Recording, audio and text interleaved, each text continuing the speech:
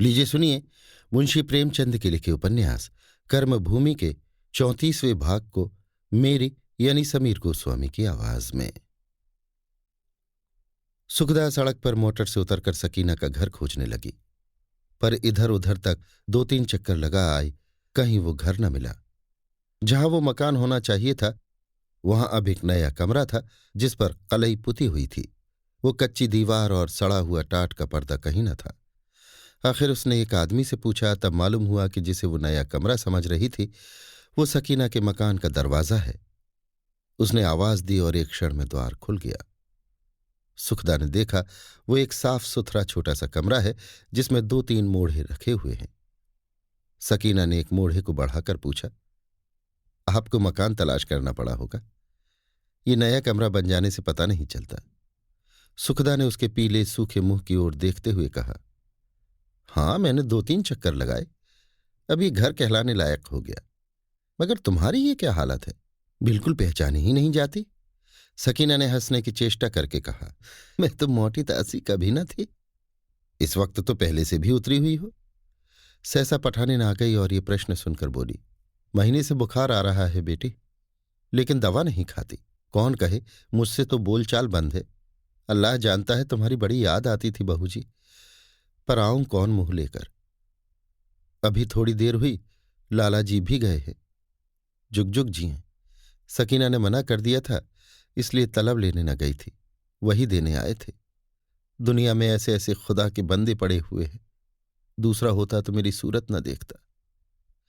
उनका बसा बसाया घर मुझ नसीबों जली के कारण उजड़ गया, मगर लाला का दिल वही है, वही ख्याल है, वही परवरिश की निगाह है। मेरी आंखों पर न जाने क्यों पर्दा पड़ गया था कि मैंने भोले भाले लड़के पर वो इल्जाम लगा दिया। खुदा करे मुझे मरने के बाद कफन भी न नसीब हो। मैंने इतने दिनों बड़ी छानबीन की बेटी, सभी ने मेरी लानत मलामत की। इस लड़की ने तो मुझसे बोलना छोड़ दिया। खड़ी तो है, पूछो, ऐसी ऐसी बातें कहती है कि कलेजे में चुभ जाती है। खुदा सुनवाता है तभी तो सुनती हूं, वैसा काम न किया होता है तो क्यों सुनना पड़ता। उस अंधेरे घर में इसके साथ देखकर मुझे शुबहा हो गया, और जब उस गरीब ने देखा कि बेचारी औरत बदनाम हो रही है तो उसकी खातिर अपना धर्म देने को भी राजी हो गया। मुझ निगोड़ी को उस गुस्से में ये ख्याल भी न रहा कि अपने ही मुंह तो कालिख लगा रही हूं। सकीना ने तीव्र कंठ से कहा, अरे हो तो चुका, अब कब तक दुखड़ा रोए जाओगी, कुछ और बातचीत करने दोगी या नहीं। पठानिन ने फरियाद की, इसी तरह मुझे झिड़कती रहती है बेटी, बोलने नहीं देती। पूछो तुमसे दुखड़ा न रोऊं तो किसके पास रोने जाऊं। सुखदा ने सकीना से पूछा, अच्छा तुमने अपना वसीका लेने से क्यों इनकार कर दिया था, वो तो बहुत पहले से मिल रहा है। सकीना कुछ बोलना ही चाहती थी कि पठानिन फिर बोल उठी, इसके पीछे मुझसे लड़ा करती है बहू, कहती है क्यों किसी की खैरात ले, ये नहीं सोचती कि उसी से हमारी परवरिश हुई है।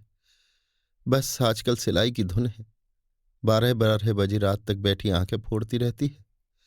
जरा सूरत देखो, इसी वजह से बुखार भी आने लगा है, पर दवा के नाम से भागती है। कहती हूं जान रखकर काम कर, कौन लाव लश्कर खाने वाला है। लेकिन यहां तो धुन है, घर भी अच्छा हो जाए, सामान भी अच्छी बन जाए। इधर काम अच्छा मिला है और मजूरी भी अच्छी मिल रही है, मगर सब इसी टीम टाम में उड़ जाती है। यहां से थोड़ी दूर पर एक ईसाइन रहती है, वो रोज सुबह को पढ़ाने आती है। हमारे जमाने में तो बेटा सिपारा और रोजा नमाज का रिवाज था, कई जगह से शादी के पैगाम आए। सकीना ने कठोर होकर कहा, अरे तो आप चुप भी रहोगी, हो तो चुका। आपकी क्या खातिर करूं बहन, आपने इतने दिनों बाद मुझ बदनसीब को याद तो किया। सुखदा ने उदार मन से कहा, याद तो तुम्हारी बराबर आती रहती थी और आने को जी भी चाहता था, पर डरती थी तुम दिल में न जाने क्या समझो। ये तो आज मियाँ सलीम से मालूम हुआ कि तुम्हारी तबीयत अच्छी नहीं है। जब हम लोग तुम्हारी खिदमत करने को हर तरह हाजिर हैं तो तुम नाहक क्यों जान देती हो। सकीना जैसे शर्म को निगल कर बोली, बहन मैं चाहे मर जाऊं पर इस गरीबी को मिटाकर छोड़ूंगी। मैं इस हालत में न होती तो बाबूजी को क्यों मुझ पर रहम आता, क्यों वो मेरे घर आते, क्यों उन्हें बदनाम होकर घर से भागना पड़ता। सारी मुसीबत की जड़ गरीबी है, इसका खात्मा करके छोड़ूंगी। एक क्षण के बाद उसने पठानिन से कहा, जरा जाकर किसी तंबोलिन से पान ही लगवा लाओ। अब और क्या खातिर करें आपकी। बुढ़िया को इस बहाने से टालकर सकीना धीमे स्वर में बोली, ये मोहम्मद सलीम का खत है।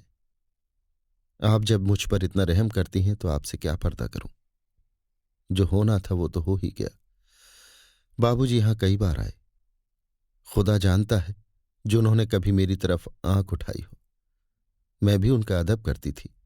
हाँ, उनकी शराफत का असर जरूर मेरे दिल पर होता था। एकाएक मेरी शादी का जिक्र सुनकर बाबूजी एक नशे की सी हालत में आए और मुझसे मोहब्बत जाहिर की।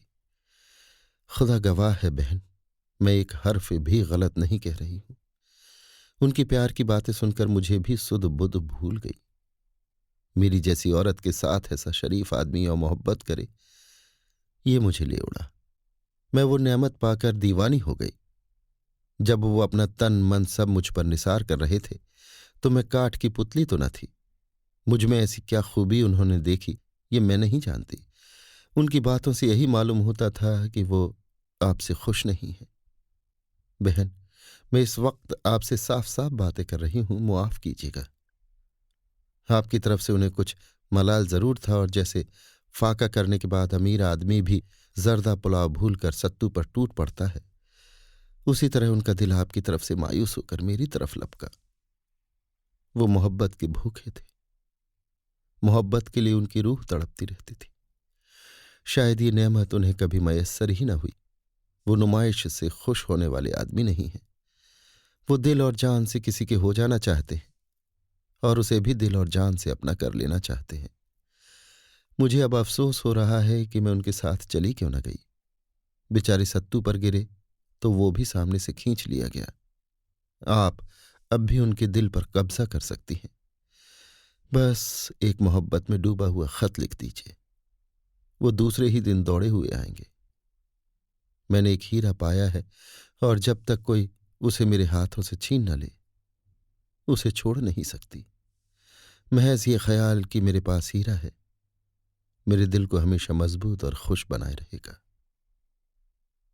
वो लपक कर घर में गई और एक चित्र में बसा हुआ लिफाफा लाकर सुखदा के हाथ पर रखती हुई बोली, ये मियाँ मोहम्मद सलीम का खत है, आप पढ़ सकती हैं। कोई ऐसी बात नहीं है, वो भी मुझ पर आशिक हो गए हैं। पहले अपने खिदमतगार के साथ मेरा निकाह करा देना चाहते थे, अब खुद निकाह करना चाहते हैं। पहले चाहे जो कुछ रहे हों, पर अब उनमें वो छिछोरापन नहीं है। उनकी मामी उनका बयान किया करती हैं। मेरी निस्बत भी उन्हें जो कुछ मालूम हुआ होगा मामा ही से मालूम हुआ होगा। मैंने उन्हें 2-4 बार अपने दरवाजे पर ताकते झांकते देखा है। सुनती हूं किसी ऊंचे ओहदे पर आ गए हैं। मेरी तो जैसे तकदीर खुल गई। लेकिन मोहब्बत की जिस नाजुक जंजीर में बंधी हुई हो उसे बड़ी से बड़ी ताकत भी नहीं तोड़ सकती।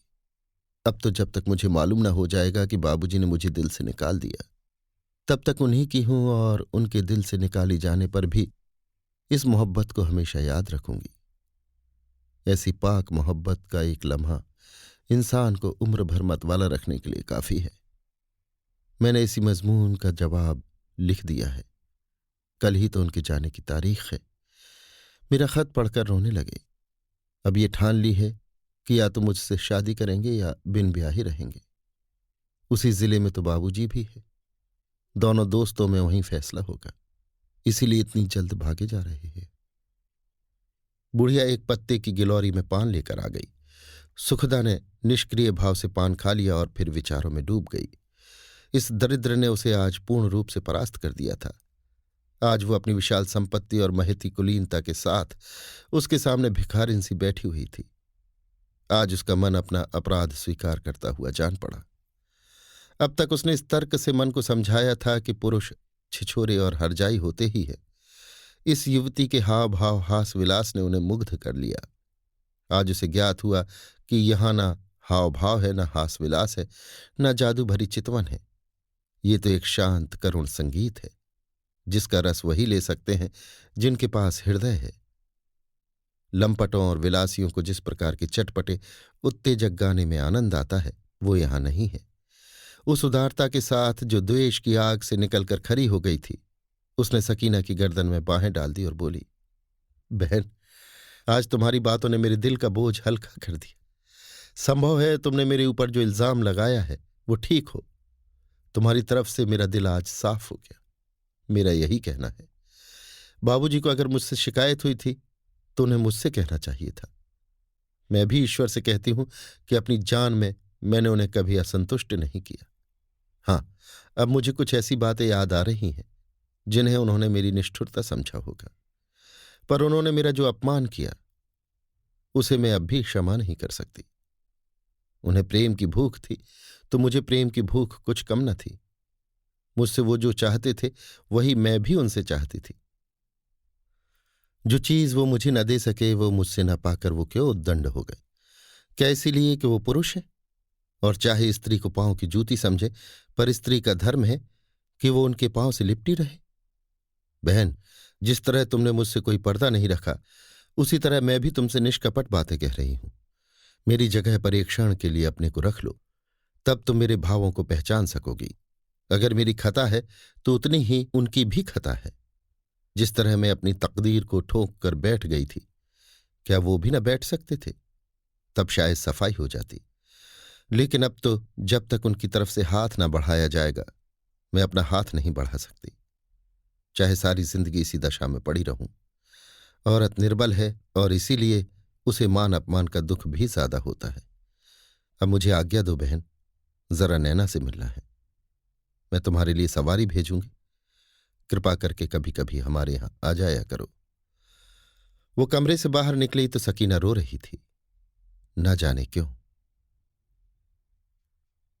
अभी आप सुन रहे थे मुंशी प्रेमचंद के लिखे उपन्यास कर्मभूमि के 34वें भाग को मेरी यानी समीर गोस्वामी की आवाज में।